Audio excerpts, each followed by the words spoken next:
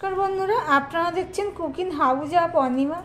আজকে একটা পাবদা মাছের তেল ঝাল রান্না করব, সেটাই তোমাদের সাথে শেয়ার করব। তার জন্য দেখো, এখানে পাবদা মাছগুলো আমি নুন হলুদ মাখিয়ে রেডি করে নিয়েছি। প্রায় 15 মিনিট হয়ে গেছে। তাহলে ভিডিওটি দেখতে থাকো, আমি কিভাবে করছি। প্লিজ স্কিপ করো না। বন্ধুরা, এখানে একটা কড়াই বসিয়ে দিয়েছি। কড়াইটা গরম হয়ে গেছে। এবারে আমি সর্ষের তেল দিয়ে দিলাম।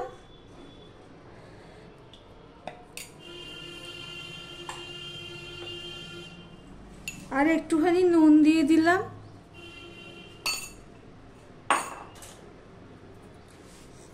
আর দিয়ে দিলাম একটুখানি হলুদ। এবার তেলটা কড়াইয়ের চারদিকে লাগিয়ে নেব। মাছ ভাজতে গেলে কড়াইটা ভালো করে গরম করেই তেল দিতে হবে, আর তেলটাও ভালো করে গরম করে নিতে হবে। ভালো করে গরম হয়ে গেছে।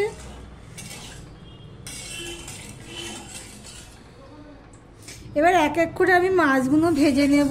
ম্যারিনেট করে রেখেছি, এই মাছগুলো ভেজে নেব। গ্যাসের ফ্লেমটা আমি বড় করে দিয়েই কড়াইটা গরম করে নিয়েছি।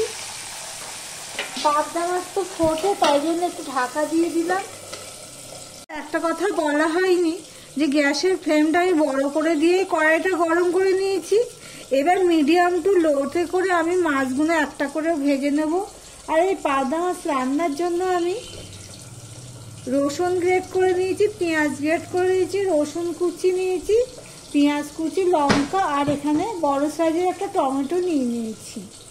মাছের এক পিঠটা হয়ে গেছে। পাবদা মাছ না হালকা করেই ভাজে, বেশি কড়া করে ভাজে না। এবার অপর পিঠটাও আমি ভেজে নেব।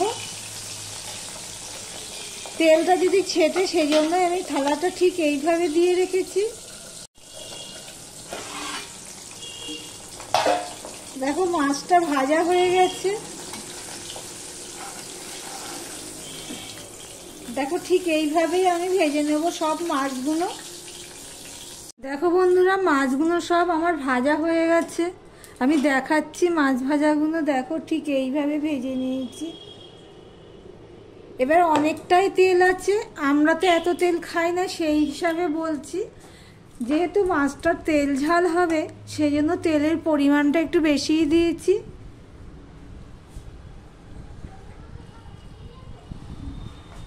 আমি একেবারেই মাছ ভাজার সময় তেল দিয়ে দিয়েছি। আমি এখানে দেখো কালো জিরে ফোড়নে দিলাম। এই পর্যন্ত যারা ভিডিওটি দেখছো, এখনো পর্যন্ত লাইক করোনি, দেখতে একটা লাইকটা করে দিও। আর যারা নতুন বন্ধু ভিডিওটি দেখছো, সাবস্ক্রাইব করোনি, তা বলবো যে চ্যানেলটি সাবস্ক্রাইব করে লাইক করে পাশে থাকার জন্য। আর পুরনো বন্ধুদের তো অসংখ্য ধন্যবাদ সুন্দর সুন্দর কমেন্ট করার জন্য আর এইভাবে পাশে থাকার জন্য। কালো জিরেটা ফোড়ন হয়ে গেছে। এবারে যে আমি এখানে পেঁয়াজ কুচিয়ে রেখেছি, রসুন কুচিয়ে রেখেছি 4-5 কোয়া, সেগুলো আমি দিয়ে দিচ্ছি। ভিডিওটি স্কিপ করো না, স্কিপ করে পুরোটা দেখো কিসের পর কি দিচ্ছি, কিভাবে রান্না করছি। প্লিজ বন্ধুরা দেখতে থাকো। আমি সবার ভিডিওই পুরোটাই দেখি। দেখো বন্ধুরা, পেঁয়াজটা প্রায় লাল লাল হয়ে ভাজা হয়ে গেছে। এবারে এর মধ্যে আমি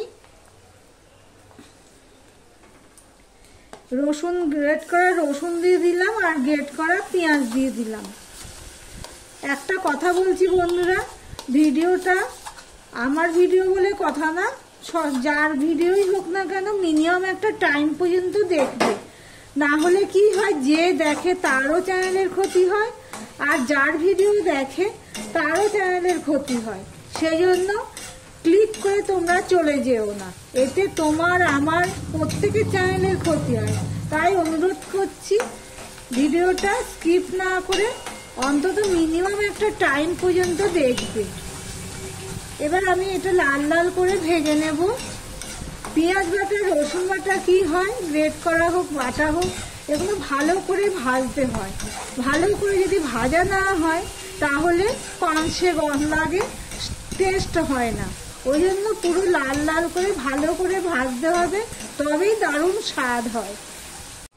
দেখো বন্ধুরা, পেঁয়াজটা লাল লাল হয়ে ভাজা করে নিয়েছি। এবার যে একটা মিডিয়াম সাইজের থেকে একটু বড় টমেটো কুচি, সেটাও আমি দিয়ে দিলাম। আর 3টে কাঁচা লঙ্কা দিয়ে দিলাম। কাঁচা লঙ্কাগুলো না খুব ঝাল, সেই জন্যই আমি 3টে দিলাম। নুন ঝালটা কি হয়, যার যার স্বাদ অনুযায়ী দেবে। প্রসেসটা এক থাকবে, কিন্তু নুন ঝাল তেল এগুলো যার যার স্বাদ অনুযায়ী দেবে, তাহলে তার স্বাদে লাগবে খেতে।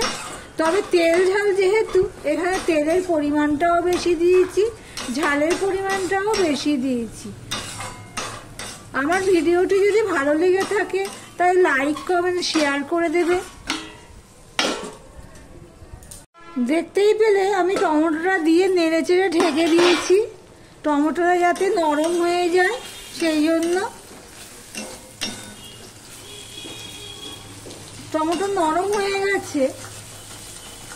এবারে এর মধ্যে আমি কিছু মশলা অ্যাড করব। এখানে দেখো আমি ধনের গুঁড়ো 1.5 চামচ নিয়েছি, লঙ্কার গুঁড়ো নিয়েছি 1 চামচ, জিরের গুঁড়োর পরিমাণটা খুবই কম নিয়েছি 1/2 চামচ, নুন নিয়ে স্বাদ অনুযায়ী, আর প্রয়োজন অনুযায়ী হলুদ নিয়ে নিয়েছি। এখানে আমার মাছ ভাজার যেখানে রেখেছিলাম সেখানে অনেকটাই হলুদ রয়ে গেছে, তাই জন্য হলুদের পরিমাণটা আমি কম দিয়েছি। এবার আমি এগুলো দিয়ে দিলাম। এবার একটুখানি থালাটা ধুয়ে আমি অল্প একটু জল দিয়ে দিলাম, দিয়ে মশলাটা আমি, দেখো বন্ধুরা মশলাটা কিন্তু লাল লাল হয়ে গেছে, কিন্তু কষানোটা এখনো কমপ্লিট হয়নি। মশলা কষানোর উপর তরকারির টেস্ট সবচেয়ে বেশি নির্ভর করে। এই মশলাটার দিকে, কষানোর দিকে খুব ভালোভাবে মাথায় রেখে কষাতে হবে। দেখো মশলাটা খুব ভালোভাবে কষানো হয়ে গেছে, মশলার গা থেকে দেখো তেল ছেড়ে দিচ্ছে। এবার আমি জল দিয়ে দিলাম, এটা তো আর ঝোল হবে না, রসা টাইপ হবে, সেই হিসাবে আমি জল দিয়ে দিলাম। এবার ঝোলটা ফুটে ওঠার জন্য অপেক্ষা করব। দেখো ঝোলটা ফুটে উঠে গেছে। এবার একে একে আমি ভাজা মাছগুলো দিয়ে দেব।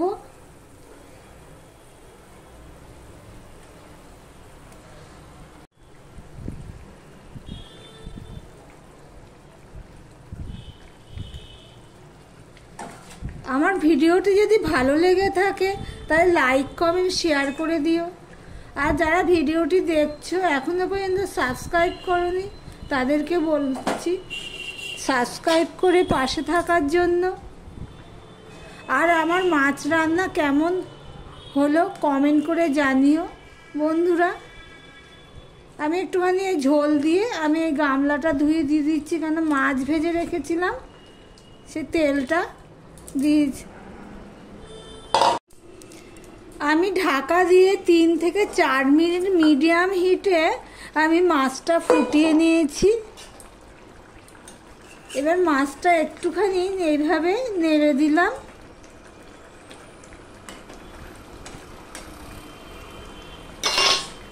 গ্যাসটা আমি অফ করে দিলাম, দিয়ে আমি ধনেপাতা দিয়ে দিচ্ছি।